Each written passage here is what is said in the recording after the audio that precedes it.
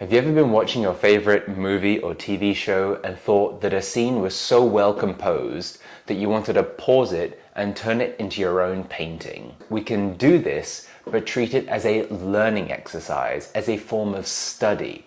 We can look at scenes from movies and TV shows and break them down and analyze them to see just how they were composed and shot, learn from that, and then take that knowledge and put it into our own original work. For this video, I'm going to be studying 4 still shots from my favorite TV show on Netflix. It's called Warrior. It's based on the writings of Bruce Lee, and it's all about immigration from China into America towards the end of the 19th century. I'm going to be going through their composition, their color, and how those things can help with the storytelling and hold the whole frame together. So let's get into it. So here are my 4 still images that I'm going to be working from. You'll see that I've chosen a range of compositions from simple and to complex, and each one is going to be presenting its own set of challenges. One commonality that is going to be connecting these all together is they're all fairly high contrast. We have an excellent use of chiaroscuro, that strong range from light to dark. For all 4 of these paintings, I'm actually going to be using the exact same palette. That setup is going to be Ivory Black, ultramarine blue, burnt umber, raw umber, vermillion extra, alizarin lake, yellow brown, naples yellow deep, cremnitz or lead white, titanium white, and some liquid original to help with drying. I've sketched all of the compositions together on a 16x20 linen canvas, so they are all on the same surface. The first piece I'm going to be working on is of this character Mai Ling in her white kimono dress. My approach to each one of these pieces is going to be very procedural. I want to establish all of my major dark shapes first and work my way up the value scale. What you might see that I've done in this shot, as well as in the other studies, is some of my highest chroma is as we just come out of those deepest shadows. Paint colors like that ultramarine blue have a very dark local value, so if I wanted to bring more chroma to my darks is when I can use a slightly purer form of it in that deep shadow. The way I wanted to bring up this piece is to slowly establish all of the surrounding elements as I gradually zero in on my center of interest. Now that's not always going to be the case, but in this situation, my center of interest, the character Mai Ling, is in a bright white iridescent silk dress. That is going to be the brightest thing in this whole composition, so I want to work up all of my values until I reach the final highlight on that dress. What I'm really trying to go for is primarily establishing a 2 value statement. You'll see on each element, I'll bring up a shadow side and a light side, whether it's the back wall, the door, the characters, their clothing or their faces. I want to establish a light side and a shadow side to get that major graphic read, that simple statement as soon as possible. All the time I'm trying to bear in mind that the intent of these compositions is to study value, color, edge and composition. It is not to render out each and every element to the nth degree. You can see how I bring a painting to full resolution in one of my many other videos. In order to get around that lack of detail, I'm really trying to simplify and indicate as much as possible. A few marks to get an expression or some eyebrows or the gesture down where I can. I really love this type of asymmetrical, symmetrical composition. And what I mean by that is, we have our center of interest right bang in the center of the piece. Either side of her is very similar, yet there is still just enough offset or imbalance to maintain interest so that nothing looks perfectly exactly the same from left to right or top to bottom. The cinematographer has done a great job of composing this shot in several ways to maintain that level of just an appropriate amount of imbalance by, even though she is the same from left to right, we have 2 gentlemen either side of her that frame her really nicely. However, this open door behind her, one side we have shadow, one side we have the light hitting the door. We've got her partner behind her, Lee Yong. That's doing quite a bit to offset the symmetry behind her.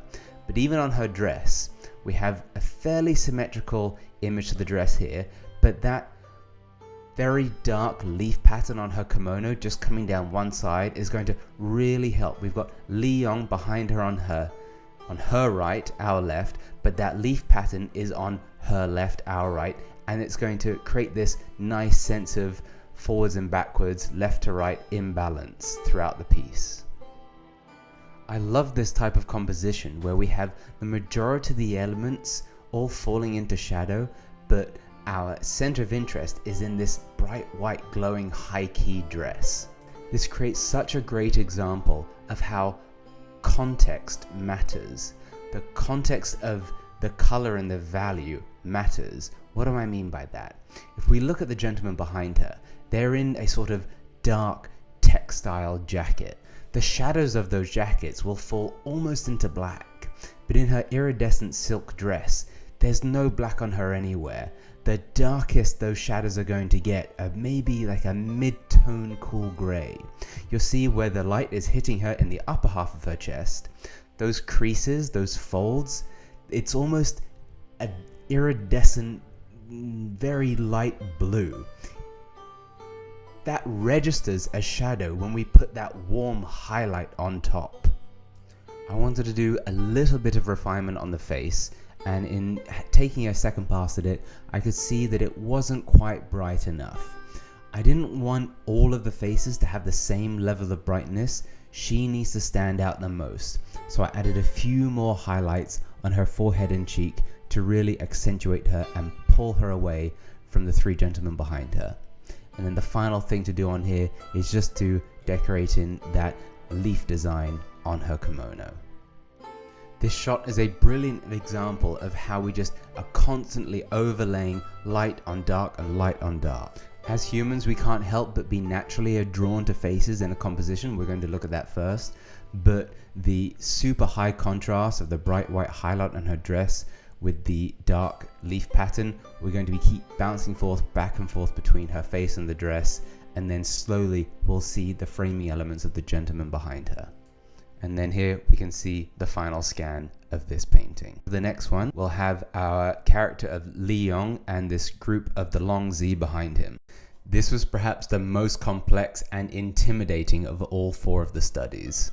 Namely because there's just so much going on. There are about 8 or 9 figures. There's a lot of architecture, a lot of stuff, lots of forms that I have to try and bear in mind. Normally I might want to work from back to front, but instead with this, I've just gone straight in with identifying where all of my darkest shapes are.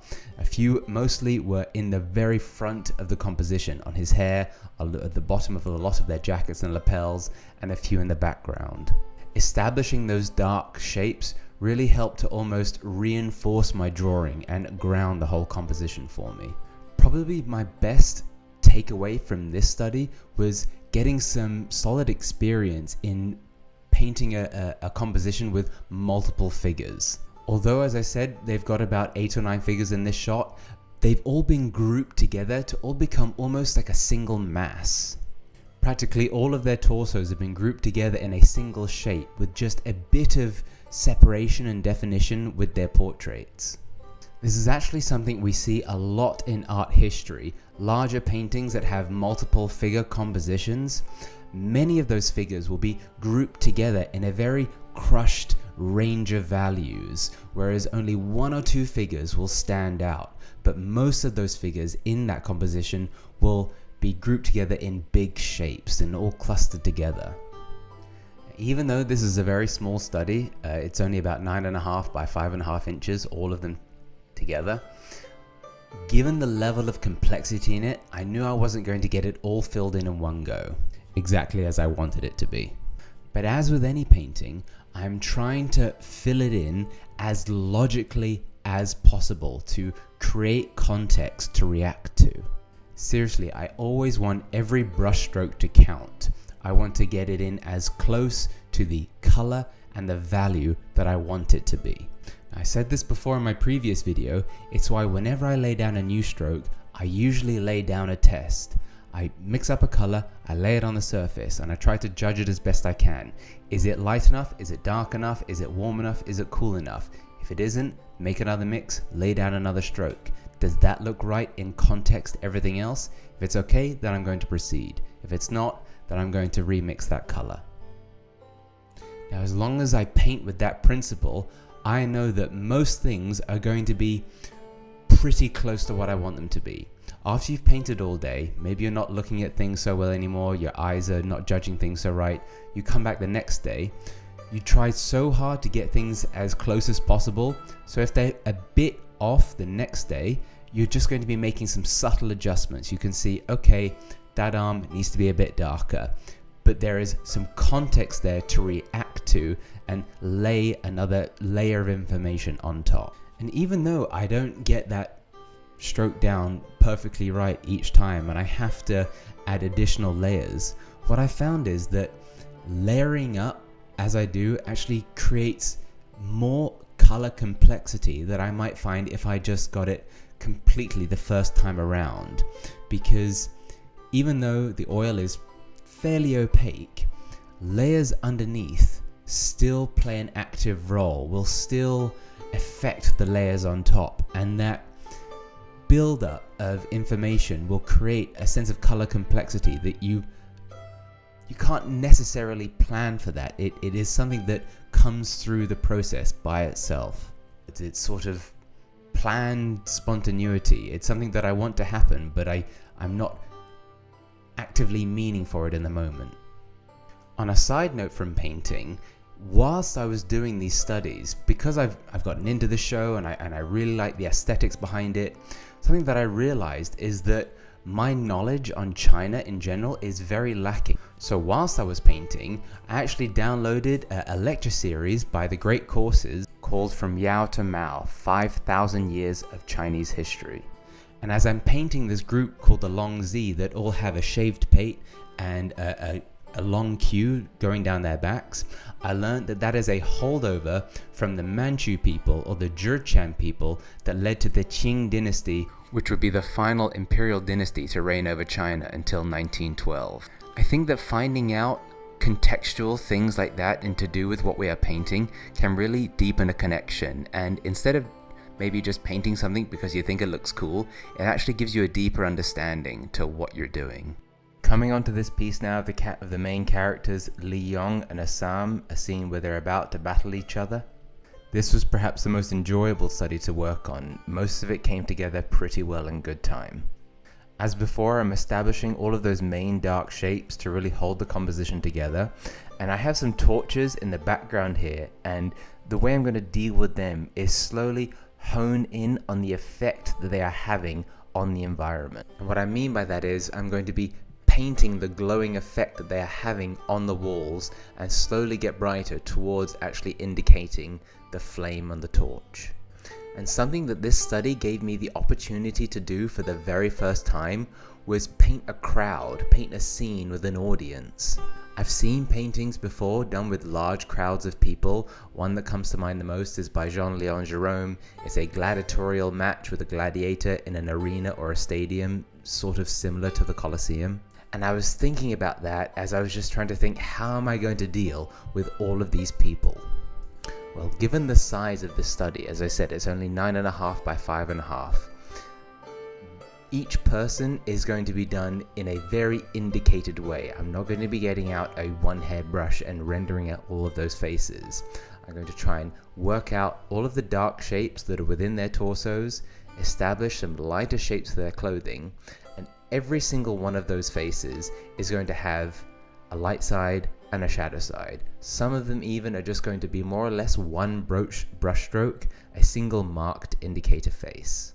As I saw from the previous study with the Long Z, a way to deal with a crowd of people like this is to almost treat it as a single unit, one grouped mass, with a few brighter call-outs of their faces. Similarly to the piece with Mai Ling in the white dress, we have a very centralized focal point to this composition.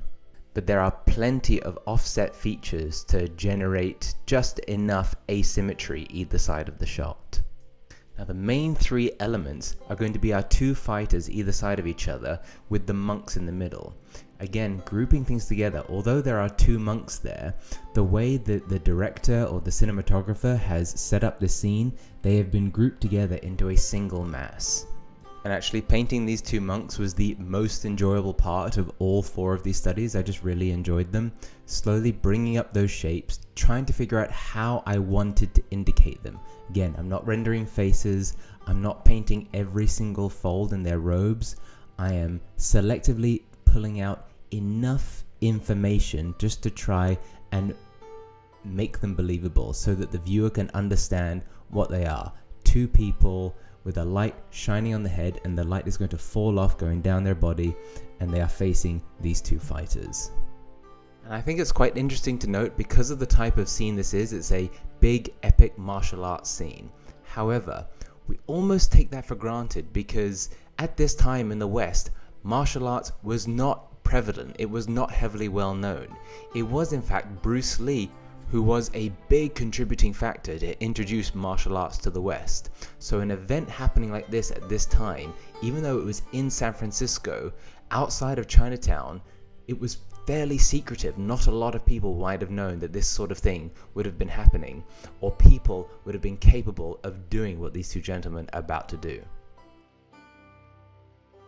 When it came to painting the two fighting figures, it was actually quite a challenge because they are grouped together in such a narrow range of mid-tone values with just some highlights to pull out some of the musculature.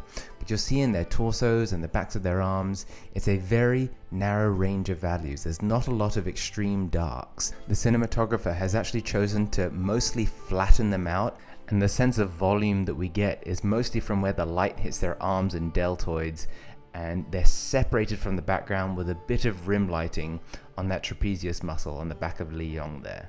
Similarly with the Sam on the right, all of the attention is drawn to those highlights on the lateral and posterior heads of the deltoid. Lastly, we come to the study of possibly my favorite character, Atoy here. Now this is the most simplified composition of all four of the studies. We have a single figure shot in a bright red dress against a dark background. And I'm going to be going through the same procedure as I've done with the others, working up from my darks into my lightest areas. And I really want to draw your attention to that idea of procedure, because doing all of these studies on a small scale all together at the same time, one after another, it's almost like doing sprint training.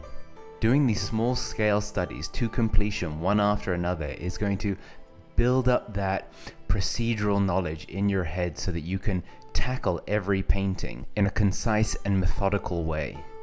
And I don't want you to confuse that with painting in a formulaic way. There is no 1 + 1 = 2 in this, but there is a set of doing things in a particular way that can really try to set you up for the best results each time. This is, after all, art. It is not a science. Every single time you do this, it is going to be different. But every time you do it will give you experience and the confidence that your skill set will get you through each and every painting. It's like playing a sport or cooking food. You know what you're doing, but anything sort of might happen. That is not formulaic. That is having a set of processes, a set of procedures in your mind that you can utilize and bring them to each situation. And it's not going to be done exactly the same every single time, but having that ingrained methodology is going to allow you to adapt and overcome every painting situation.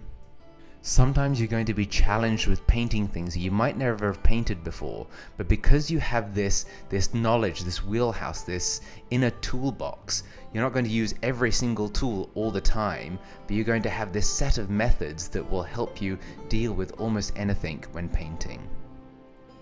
And I really hope you've enjoyed watching me paint these studies, and it is giving you the impetus to go off and paint your own studies. And here we can now see all four of them together on the same canvas. Thank you everyone for watching this video. As always, I really appreciate you watching. If you've enjoyed it, remember to hit the like button and subscribe to the channel, and I'll see you again in the next video very soon. Bye bye.